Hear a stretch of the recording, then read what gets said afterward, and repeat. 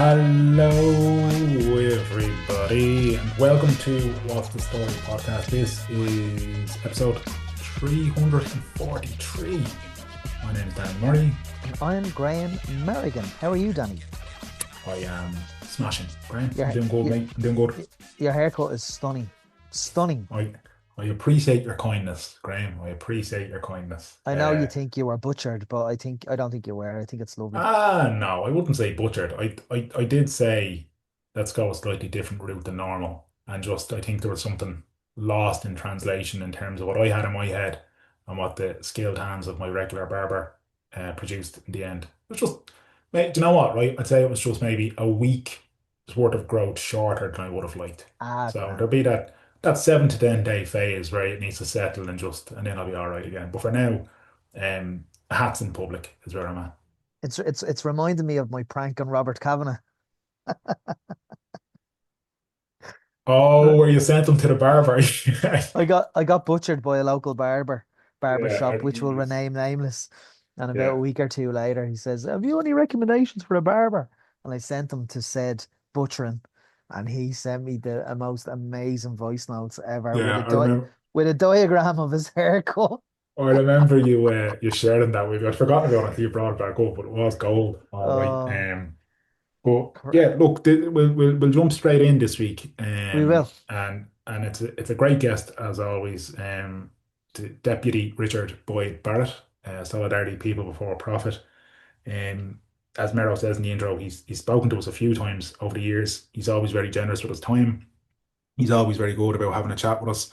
Um, but this one was extra nice, given his health scare last year and his continued recovery. So it was good to catch up with him and hear that he's doing well. But yeah, let's hand over now to Richard Boyd Barrett. Delighted that Richie has joined us. We're going 12 years now in June. Is it 12 years, Danny? 11 years in June, Richie. So you've been with us maybe 3 or 4 times. So thanks so much for your time. You're the only politician that always gets back to me. Maybe because I have your personal number, but still. No, it's because yours is the best podcast of all, Mark. How are you? You've made your triumphant return to politics after a bout of illness. How are you? Yeah, I'm a lot better, Maro. Like compared to where I was, it's about a year since I started into the treatment. So I'm a hell of a lot better than I was then when I was heading into the treatment, and I just got the diagnosis. So it was a hard out treatment, and like the side effects of it do last, So like they're still with me. There's a lot of things from the chemo and the radio because it was aimed at the throat. So that kind of does mean there's quite significant side effects on the mouth and the throat. But compared to where I was, I'm flying it. You know what I mean? Yeah. I'm back eating, back working, and the cancer treatment has been effective. Every 3 months I got to get checked, but fingers crossed. They're very, very positive about where I'm at, the doctors, and my chances of the cancer staying away are very good, very good. 8 out of 10 to 9 out of 10 that it won't come back. So that's pretty good. That's really encouraging. Yeah, that's great to hear. That's great to hear. And I know it's it's good to hear you in full voice, and it was good to see you back doing what opposition politicians do best, which is kind of bringing accountability to everything, or at least trying to. But I remember there, sort of after you came back, you were talking about the need for these machines to be made more available to people who hopefully then can have a similar experience to you, which is like you're saying, that 8, 9 out of 10 positive kind of thing. Like, uh, what's your experience then, Rich, in terms of like what the standard is in terms like have we got any better? Is the quick way of asking what I'm trying to get to. Yeah, well, look, I think that probably the cancer services in general are better than other parts of the health service. That's the impression I get. And I didn't know that until I started into my treatment. where I was obviously nervous when you hear about massive waiting lists and you know about any time you've walked into the emergency department, you know the problems. So I was very glad that things moved pretty quickly for me. And I want to stress, I went through the public system entirely. I don't have private health insurance as a matter of principle. I don't think public representatives should, because I think we have an obligation to be in the same boat as the people we represent who have to go through the public health system. Now, don't get me wrong. I understand why some people take out private health insurance, because they're fearful of the backlogs and the lack of resources in the public system. But I think as public representatives, we have to be in the same boat as the people that we're kind of representing. So for that reason, I don't have private health insurance. So I went fully through the public system, and it worked very well for me. There was no significant delays. And yeah, I mean, the health workers, every single one of them, from the receptionists to the cleaners, to the doctors, to the nurses, to the radiotherapists, to the people on the MRI machine, all amazing people. I can't thank them enough. And indeed, my fellow patients that went through with me, all amazing. But could it be better? Yes. I mean, if, for example, you're in the countryside, you may have not as good cancer services. You far further to travel to get your treatment. There's less machines. There's less cancer centres in rural areas, for example. So geography shouldn't mean you get different treatment. So I was lucky being in Dublin in that regard, right? But we need to improve things around the country. And yeah, these machines that gave me the radio treatment, they're supposed to be replaced every 10 years. But actually most of the machines, now they're still working. They worked on me, but most of the machines are now 15, 16, 17, 18, even 19 years old. And that means they break down more often, which is a problem. That can create problems, backlogs, and so on. It's very stressful for patients and for staff. And it shouldn't be that way. And also the collateral damage in terms of side effects from old machines is greater than from new machines. So, while it was effective and worked for me, it would be far better to have the most up-to-date, precise machines, because that will mean less collateral damage in terms of side effects for patients. So there's a way to go. And there's other financial obstacles that people suffer, the cost of medicine, if you don't have a medical card, parking charges. Now, I didn't actually, in St. Luke's, I didn't have parking charges, but in other places where people have cancer and they're fighting for their life, to have to be running around paying exorbitant parking charges in hospitals is absolutely crazy, So there's a lot of stuff needs to be addressed. But having said all that, I'm alive, and the treatment overall was good. And I think that's probably from years of people who went through this experience fighting for those services, and groups like the Irish Cancer Society and Purple House and, other places like that. Now, Richie, just on a human level at all, were you scared at all? Yeah, I definitely had a brush with mortality, as they say, Mero, I had to envisage the possibility that I wasn't going to survive. And that was, I was told from fairly early on that I had an 8 out of 10 chance. But that meant there was a 2 out of 10 chance that I wouldn't make it. And before I got the diagnosis, of course, I guessed I might have a serious problem, and the doctors were intimating, but they weren't giving me the odds. So there was periods where, you had to face mortality.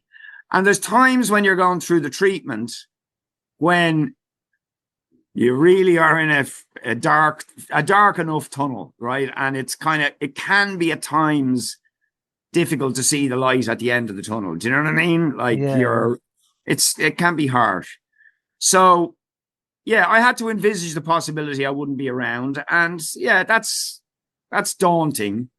I mean, I won't say I was terrified, because I was still fairly confident because of the doctors and all saying, look, you're going to get through this. The treatment is most likely going to work. But you did have to, a little part of your head had to sort of contemplate not being there and what might that mean for your friends and your family, and what would you do? You know, if at some point they say, well, this treatment doesn't work, and I wasn't going to know that till the end. That was like, you know, about October, after starting into the treatment in the April of 2025. I wasn't sure that treatment had worked or was working. Let's put it that way, because it's still in play. But it wasn't until October I knew that the treatment was effective. So they could have said, well, no, it hasn't worked, you know, and then I would have had to face that. And so that was a thought in my head. And you were kind of thinking, Jesus, what will I do with the rest of my life if I am told you've only got a while to live? So I was thinking about those sort of things and trying to think how I'd make the best of it. You got the all clear, and I remember in October, November, you rang me, right? And I find this very funny in a way, in hindsight, because when you rang me to tell me you got the all clear and you said you've been speaking to my dad and blah, blah, blah. And I said, now, it's a few weeks before Christmas. I said, Richie, just go back in January. Yeah, no, your dad's saying the same to me. I'm going to take it easy. But 2 days later, me and my dad are at home. There you are on the telly. You're straight back into it. You didn't take our advice, no? Well, first of all, listen, it was good. It was good. I really appreciated the messages, by the way, Maro, from you, from your dad, from a lot of people in the borough, in you know, all around Ballybrack, Dunleary, Sallynoggin, and the area, but also from all around the country. There was I just wanted to say that because, like, the messages and the support were really brilliant and very, very encouraging. And there was a lot of advice. There was a lot of advice, and all well meant, and I know probably correct. Here on a funny bit, right before I get to your question, the amount of people who said to me, "Have you tried avocados?" Avocados. What? Eat avocados. When I was having struggling with eating, avocado is the superfood. It'll solve everything. So if I had €1 for every time somebody said, "Have you tried avocados?" I'd be a rich man. Jesus wept. Yeah, but yeah, I suppose. Look, in a way, it's good to be back into normality and doing things again, and you don't feel like you're a patient anymore. And maybe it's partly that. And okay, I did start to get guilty as well about, you know, people elected me. So, and there's people out there who are looking for help and so on. So that did push me a little bit, but a lot of people were like you, saying, "Jesus, take your time, Richie, you know, like, don't push it too hard." So it is a difficult balance. And by the way, I mean, I actually have been taking it. I know it mightn't look that way, but I have been taking it maybe slightly easier than I would normally. Right.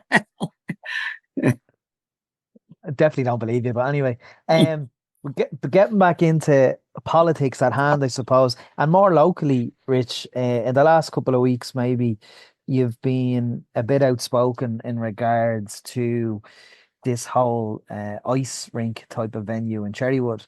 Now, I must admit, when that news was announced locally in, you know, Bord Penala and Dunleary, that Down County Council, I was very excited about it. You know, I was like, Jesus, be great to have a venue local. It'd be great to have different sports like ice skating, and, you know, people might be able to start new hobbies or new sports.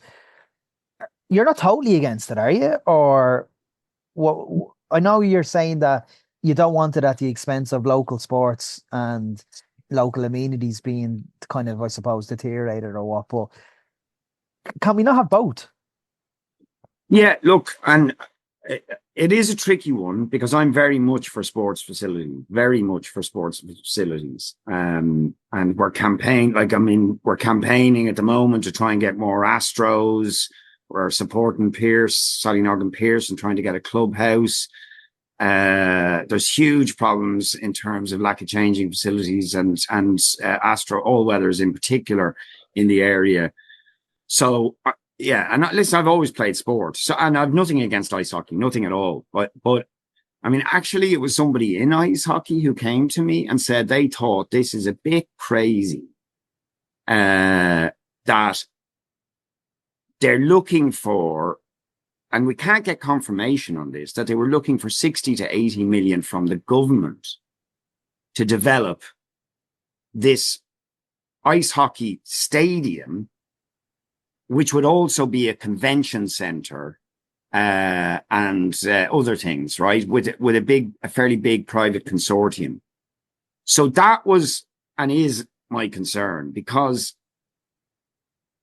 ice hockey, I'm for developing ice hockey facilities and other sports facilities, but I do think if we're talking 60 to 80 million in public money, if that is actually a serious prospect, that is a huge amount of money, right? And I think there would have to be serious discussion with all the sports stakeholders and community stakeholders.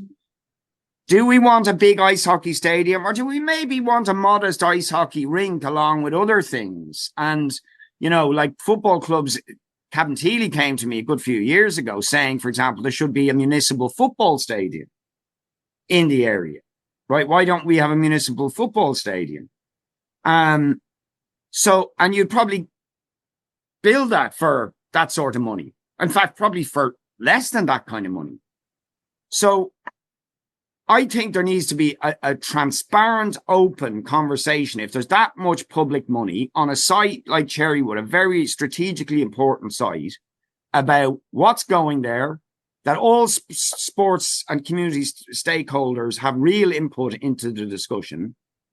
And it's not just a money-spinning project for some big developers. And maybe one sport benefiting from it. You know what I mean? That's my concern. So it's not, I absolutely not against it in total, but I am concerned about public money and, how transparent is all this? Because until somebody tipped me off even, I didn't know about it. We didn't hear anything about it, but it was clear conversations were going on in the background with government departments and with Dunleary Town. So that's not the way to do business, in my opinion. I hope that answers your question. Yep.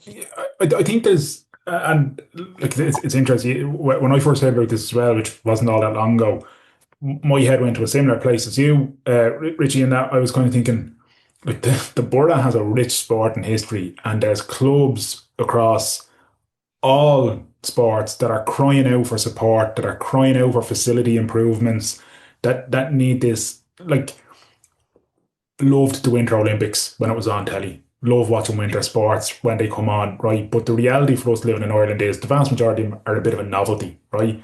The Belfast Giants playing 2 hours up the road in the arena in Belfast, brilliant, great, but I honestly have never heard somebody say to me in Dublin, Jesus, you know what, I'd love an ice hockey team now. That's what I want to get into. And I'm not saying that to be disparaging towards people who are into the sport and see this as an opportunity, but like when you're talking about those sums of money and you're talking about then, clubs that are on their knees as it is, and you're kind of saying, lads, come on, can we think about this from a little bit of a different angle? As great as it would be to have an arena that is multi-purpose and potentially brings things into the area, talking about those kind of sums and dressing it up as a venture in ice capades, to me, it's just madness. It just doesn't make sense. To my ignorance and perhaps naivety, I thought it was a private thing. I didn't think it was looking for public funding. I was sick when this first came on the agenda, right? But I looked back at the coverage, and yes, that you would have got that impression because there was newspaper articles, obviously from journalists who were being tipped off, friendly to their developers or whatever, saying this group, this consortium, people from MCD and Live Nation and all. Yeah, all that kind of stuff. So you think, okay, if it's a private development, their own money, still be slightly worried about how we can get that, but we still don't have a town centre in Cherrywood, which is a concern. But okay, it's their money and it's their site. That's one thing. But the tip off we got was to the effect, and this was from somebody in ice hockey, right? And because otherwise I wouldn't have known about it. And they said it was their understanding that the government were being asked for about a third of the funding, right? So that the total price tag was in the region of sort of 220 to 250 million, right? This is big, big money. And that developers were looking for approximately a third of this from the government. So that's hence the 60 to 80 million figure. Now, I have asked a series of parliamentary questions of the ministers, and they won't give me the figure. They've confirmed after a second lot of questions that there was an approach made and that it looks as if the government, their initial response was to say, oh, we won't be giving them the money they asked for. More recent response, so there's obviously a lot of lobbying going on in the background, is then the government trying to, in their answer, sell the whole development to me in the answer, right? So this is advancing. It's clearly advancing. They still wouldn't tell me how much they've been asked for. Now, I think as the very least, you, me, the community, public elected representatives are entitled to know how much these private developers have asked for public money. How much?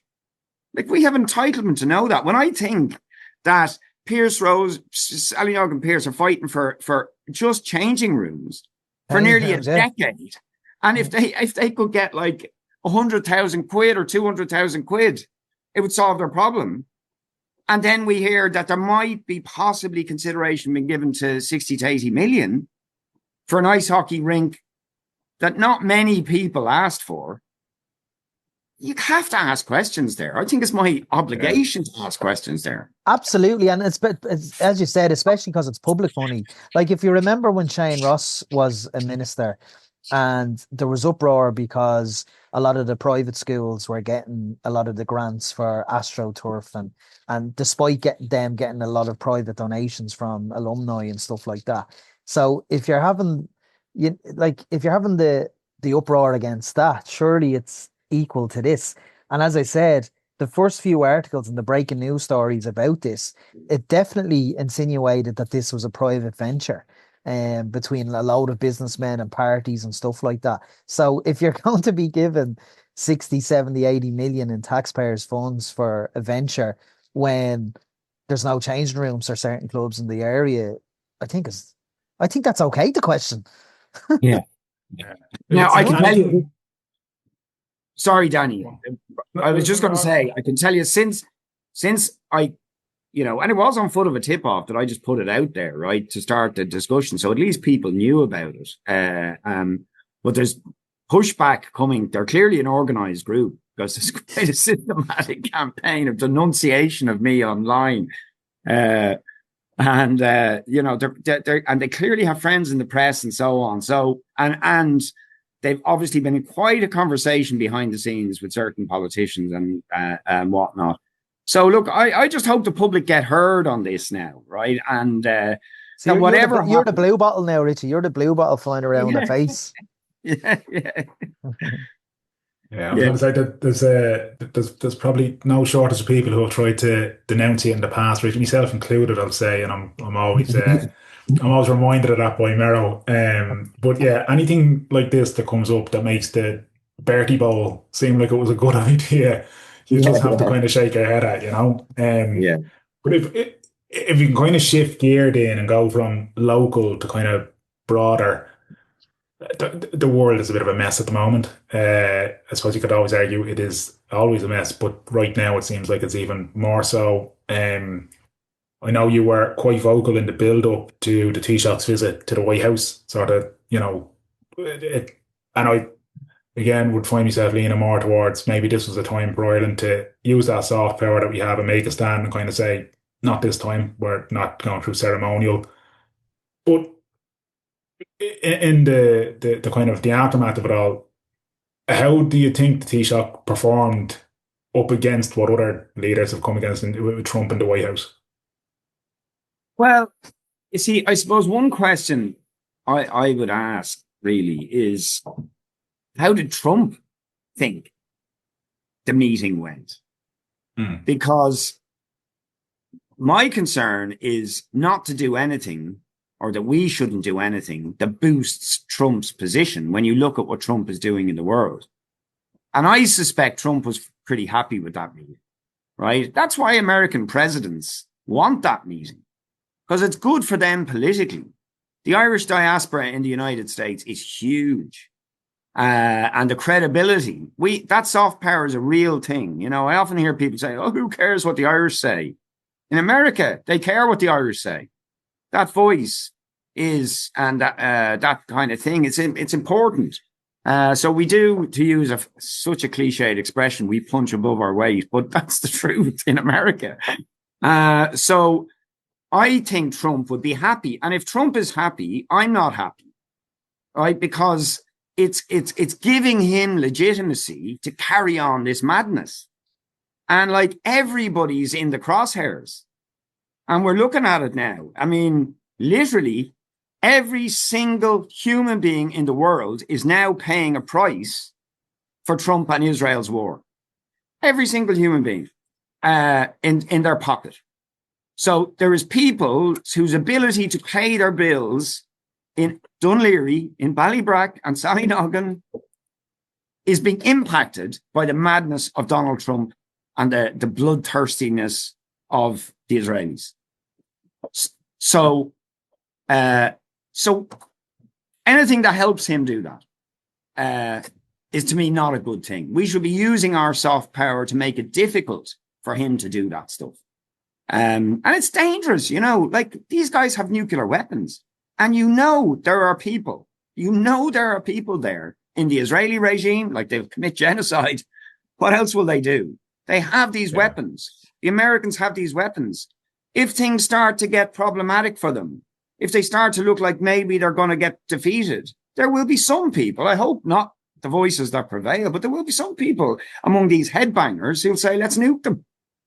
Let's nuke them. You know, and like, we're in a really dark space then, and all of the world will suffer. So, yeah, like, I know it might seem, people say, that's America. What's that got to do with us? But it has a lot to do with us. And I'm sorry for rabbiting on, but I'll tell you something else. Another little sidebar to all of this is the Straits of Hormuz, you know, is very important in all this, because it's, you know, and the Americans resent the fact, and some of the Gulf dictatorships, by the way, who are allies of the United States and Israel, brutal dictatorships, worse than the Iranians by a long way. They are annoyed the Iranians have an influence over the Gulf, where all the oil is transported, right? The Hormuz Straits. Ursula von der Leyen said the day before yesterday that in the aftermath of all this, the European Union might have to consider possible military involvement in the Straits of Hormuz. Okay, so the EU military project, battle groups, which we're now involved in, might or is considering military deployments in the Straits of Hormuz. If our triple lock goes as the government want, we could end up deploying Irish troops into that sort of scenario. To me, that's a disaster.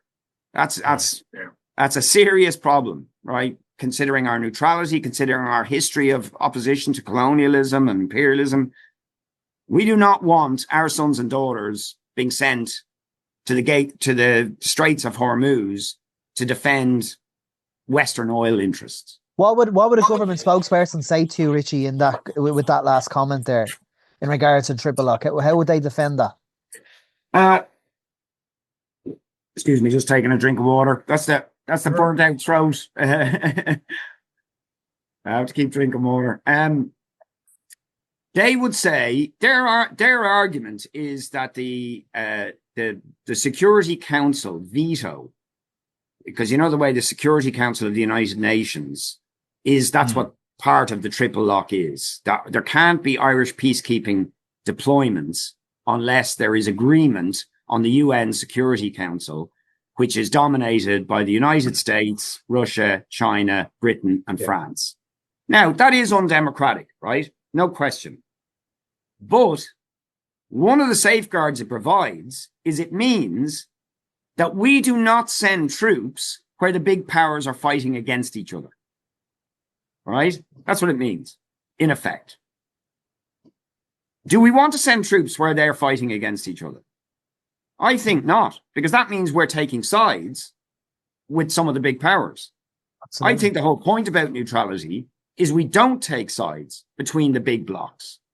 We don't ally ourselves with the US Western Bloc or the Russian Bloc or the Chinese Bloc or the British. What's the benefit for the government to go that way? Is it just lick arson? Is it just lick arson?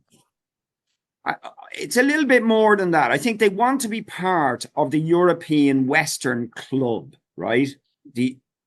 So they see their economic, political kind of future with Europe and the United States, with that sort of economic, political bloc. And because that bloc wants to militarize, and Trump, and this is one of the kind of things going on behind the back of all this. Trump is goading Europe to spend more on weapons. He's saying America's spending lots on weapons, and they most certainly are. We want Europe to spend more as well. So he's saying that the proportion of GDP in Europe being spent on weapons has to go up beyond 2% of GDP to 5% of GDP. Huge increase in the amount of spent on weapons. And they want countries like Ireland to be involved in that. And this is like, when we go back to the Irish soft power, we're small, but politically it's important to them. If the Irish were part of that, that's good PR for Western militarism. Very good PR. The Irish are involved. It's more legitimate. Do you know what I mean? Now, I don't think we should be legitimizing that stuff, because it's escalating military competition on a global level. And all the money that goes into arms then is money that's not going into health, education, housing, all the sort of day-to-day stuff. Do we want homes or do we want bombs? Yeah, and that's not even scratching the surface of the murky waters that is the powerful lobbies from those sort of companies who are in the ears of politicians, who are then, propagating this thing of you need to spend more. This is about making sure they're secure in the future, guys. This is about making sure that when it does happen, you're prepared, all this nonsense. But like you said it there as well, this whole notion of, militarily neutral, but politically we can express more towards one side or the other. And to a degree, I'm like, yeah, but, and it's a huge but, that doesn't extend to then when you're talking about acts of military aggression. That's where your politics, the neutrality in your politics goes out the window, because look, I'm not mourning for any Iranian regime or anything like that. I'm not sitting here, bemoaning the loss. But what I am doing is looking at a point of view and saying, this was needless, reckless, and the price that everyone is paying, not just in terms of the financial element, but in terms of the anxiety, the stress, the worry, the fear that it's putting people. Look at even people who have been caught up in trying to get home when all this kicked off, and the anxiety and everything it did for them.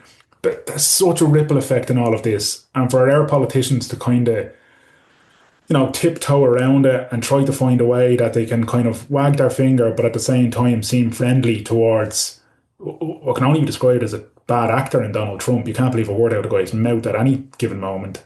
It just seems like it, to me, it absolutely devalues that soft power that Ireland has. It actually makes us worse, because we're trying to speak out of both sides of our mouth and it doesn't work. It just doesn't work. And then especially with Shannon, right? The way we're allowing the US to refuel, and, they're, by association, then they're refueling for a military plane that's dropping bombs on a country, whatever. Like, would if we're neutral, would we, for the argument's sake, it's probably a stupid comment now, so just bear with me, but would we allow Russia use use Shannon to refuel to go to Ukraine the same way America is, threatening to invade Iran? Both of them equally fucking stupid acts. But if we're allowing America, are we going to allow other countries? Is that stupid to say? I made exactly that point, Graham. I agree with you 100%. And I made exactly that point to one of the government ministers last week, saying, would you imagine the Taoiseach had gone over to the Kremlin and handed Shamrock to Vladimir Putin and not said a word about the invasion of Ukraine and allowed Russian troops to go through Shannon. Imagine the uproar. Right? There'd be uproar and outrage. Because, you think about this how stridently the government have condemned Putin, and rightly, for it's a brutal invasion of Ukraine, totally unjustified. But what's the difference between that and what the Israelis have done to Palestine, or what the Israelis and the Americans are now doing to Iran? There's no difference. Absolutely none. And Richie, do you, in regards to the visit to the Oval Office, do you buy the whole thing that some kind of economists would say, that if Micheál Martin was to say, listen, we're not going this year, do you believe American businesses would pull out of Ireland? Or what would be the reaction from the US regime? I don't think so, because I don't think the White House is actually in control of what big multinationals, American multinationals or any multinational, do. I think those multinationals make business decisions, and I think they are in Ireland because there's a lot of profits to be made in Ireland. They're making absolutely enormous profits in Ireland, and that's a lot to do with us being within the European Union, being English speaking, having a highly educated workforce, and being a relatively stable platform to get into the European market, right? So I don't think foreign policy decisions are going to impact at all on their investment decisions, to be honest. So I think that's kind of scaremongering to cover over a political desire on the part of Fianna Fáil and Fine Gael to be in with the American and European establishment. Do you know what I mean? The other thing I just want to say as well is, our reputation, the Irish reputation, is very, very good all over the world.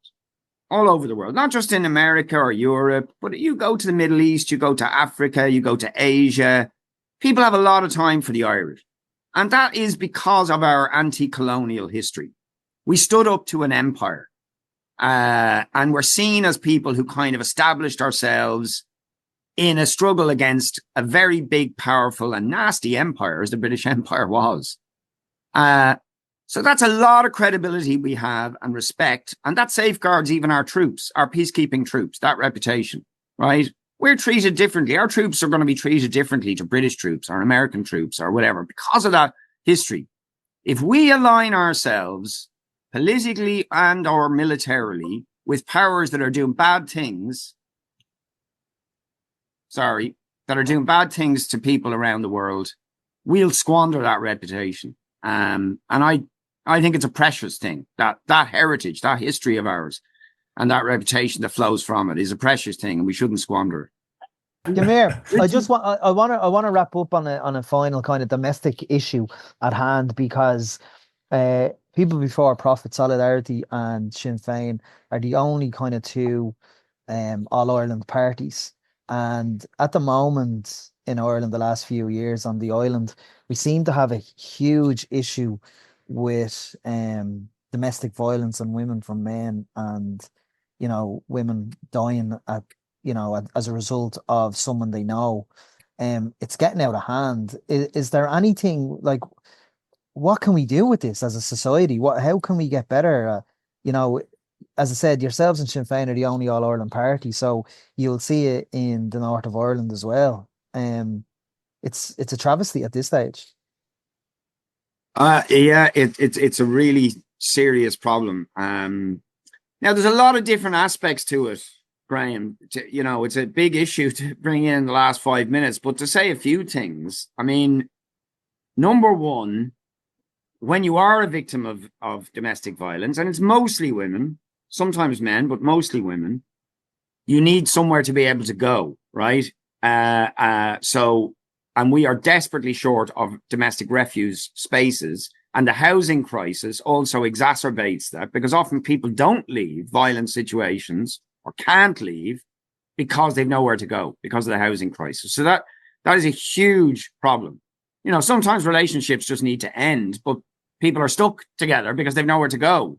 And it gets nasty. That's not to excuse any of the domestic violence, but you know what I mean? That those situations. I I also think, I mean, there is that toxic masculinity stuff. Some of it is being actively promoted by social media companies, and People Before Profit brought out a bill there recently against these recommender algorithms, which the social media companies are deploying. And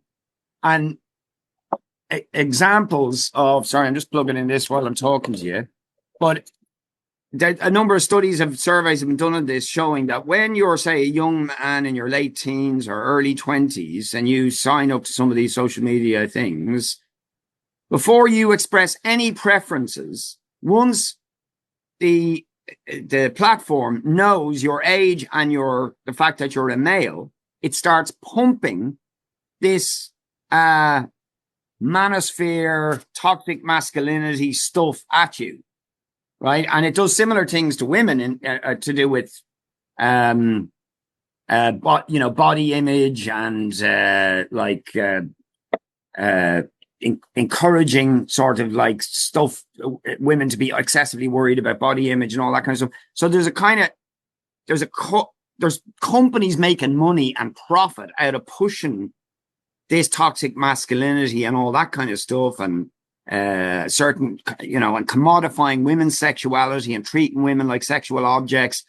There's people making money out of that. And we need to kind of address that. I'm not saying like censorship, but I do think there needs to be proper regulation of these platforms. The Elon Musks and all these people in the world are actually making money from pumping divisive, toxic, dangerous, poisonous shit at people. And we need to seriously do something about that. Yeah, absolutely. I think that's a huge thing that needs a lot more attention. The grift is very real, and people know that you manipulate someone's emotions. You can manipulate their wallet very, very quickly afterwards. And as you said, Richie, that's a very tough subject to kind of get everything across in less than 5 minutes. So it's one maybe we can pick up with you the next time you're on with us. But for now, look, thanks for the catch up. Thanks for the catch up. The main thing, though, continued good health to you. It's great to see you back and doing what you do and all that kind of thing. But long may the good health continue. Well, listen, thanks a million, Danny and Graham, and fair play to you for, having the good conversations, and I hope I wasn't too annoying. No, great interviewer. Not at all. Not at all. Thanks so much. Talk to you soon, right? See you soon. Good chat there, as always, with Richie, as we said. Mero, it did. I was going to say, you said straight away that flew by, and you were right, it did. But, because he gives such good, because it's such a good conversation. Good conversations always just fly by. I have to say about that ice rink as well. I was honestly convinced it was a private enterprise. It was a private. It's news to me now that it's like taxpayers' money. I just there's no way something like that's going to get developed without them seeking some sort of financial backing. Yeah, like that. There's Look, I don't know. I do think it would be amazing to have a multi-purpose venue in the borough that could house concerts and events and it'd be brilliant. But I'm up there once or twice a month only these days, and every time I come down off the Cherrywood exit the M50, something else is new, and I'm sitting there and I'm saying, when this thing gets fully up and running, they're going to need to build about 74 new roads, because it's not built to handle what they're putting in there already. So never mind all this stuff. You've got one Lewis line going through there, and God bless that Lewis, it must be sweating in the mornings and in the evenings. And I was reading today that there's going to be potentially a new Lewis going through UCD to Bray. I didn't see that at all, but it would be very welcome, I would imagine.